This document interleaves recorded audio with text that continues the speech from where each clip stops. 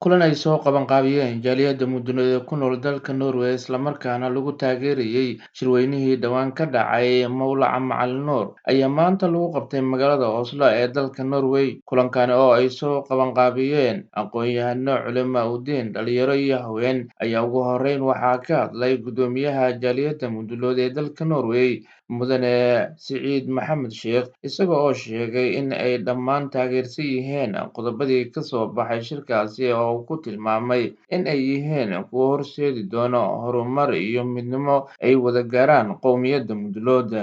asalaamu calaykum waraxmatullaahi wabarakaatu. dhammaan marka hore waxaan u mahad celinayaa shacbi weynaha jaaliyadda mudulood ee ka soo qayb galay shirka lagu ayidayo shirkii mudulood ee ka dhacay magaalada xamar ee 3 Agoosto ilaa 5 Agoosto socday. ajandaha shirka maanta intaa ahaa waxaan u mahad celinayaa gabdhaha iyo bulshada qaybaha kala duwan, odayaasha, dhallinyarada, culimadiinka, waxgaradka ee ka soo qayb galay, annagoo ah dhammaan jaaliyadda mudulood ee ku dhaqan dalka Norway Oslo.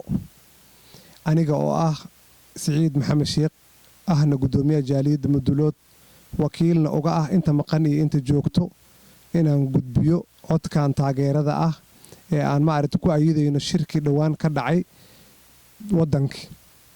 waxaan leenahay dhammaan siyaasiyiinta, culimadiinka, oday dhaqameedyada, duubabka, malaaqiyada, ugaasyada, dhammaan intii ka howlgashay arrimahaas waxaan idin leenahay oo idiin muujinaynaa inaan taageersannahay qodobadii ka soo baxay dhammaan shirkaas, oo aan idinla garab joogno wax walbo oo walaal lagu taageero oo wanaag ah. shirkaas wuxuu ahaa maahayn shir dad lagu dhibaataynayo, wuxuu ahaa shir mudulood aayihiisa looga tashanayo, waana wax xaq ah oo diiniyan ah oo sax ah oo wanaagsan in la ilaaliyo walaalnimada. insha allahu annagana waa idinla garab taagannahay wax walba oo nooga baahataan, mar walbana waa ayidaynaa shirkaas iyo qodobada ka soo baxay. waxaan leenahay insha allahu tacaala dhammaan jaaliyadda Norway joogto ee ku abtirsato beesha mudulood waxay leeyihiin hambalyo iyo bogaadin ayaan idiin soo marinaynaa hawada. islama joogno, waan idinla joogno, waan ka qayb qaadanay shirka dhinac walbo. insha allah hadduu ilaahay idmo shirarkana waan ballaarin doonaa. qodobadii ka soo baxayna in la hirgeliyo waan taageeraynaa, waana garab taagannahay insha allahu. waa mahadsantihiin. waa anigoo Siciid Maxamed Sheekh oo idinle khayr baa idin rajaynaa. billahi tawfiiq. Axmed Dheere oo ka mid ah odayaasha sida weyn looga qadariyo magaalada Oslo ayaa sheegay in wixii waxqabad ah dhinacooda ay ka geysan doonaan, ha yeeshee uu ku baaqay in sida ugu dhaqsiyaha badan loo dhaqangeliyo go'aanadii ka soo baxay shirkaasi. waxa uuna talo ahaan u jeediyey in la hormariyo deegaanada beesha ay degto oo uu xusay in xilligani dayax xooggan ka jiraan. asalaamu calaykum waraxmatullaahi wabarakaatu. halkan waxaa isugu yimid jaaliyadda Norway ee mudulood, waxayna taageeraysaa shirki ka dhacay 3 bisha Agoosto ilaa 6 Agoosto oo magaalada Muqdisho lagu qabtay. wixii go'aanya ka soo baxayna waa taageeraynaa.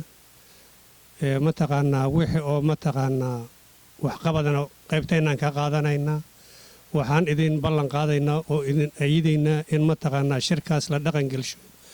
meelaha mudulood ay degan yihiin baadiyaha jidad loo sameeyo, iskoolaad loo sameeyo, MCH oo islaamanka ay umulaan loo sameeyo, wadooyin loo sameeyo. dadka aan ka hirna aan si fudud ku dhaafno hadduu ilaahay yiraahdo. midda kaleentoo siyaasiyiinta, ugaasyada, malaaqyada, siyaasiyiinta, wasiirada, baarlamaanka go'aamadii ay gaareen in si dhaqsila loo howlgeliyo oo wixii baarlamaanka uu ansixiyey sida loogu dhaqangeli lahay, maamulka gobolka Banaadirna sida ugu dhaqsiyaha badan oo u howlgeli lahay. dhibaatooyinka waxay ugu dhacayaan dowlad jacayl iyo dad jacayl iyo ummadda Soomaaliya inay isu timaado. laakiin markaad taada uga sabarto inay kuu arkaan doqon aan waxba garan, taas sax ma ahan. waa waxyaabaha oo dadka ay isku xireen.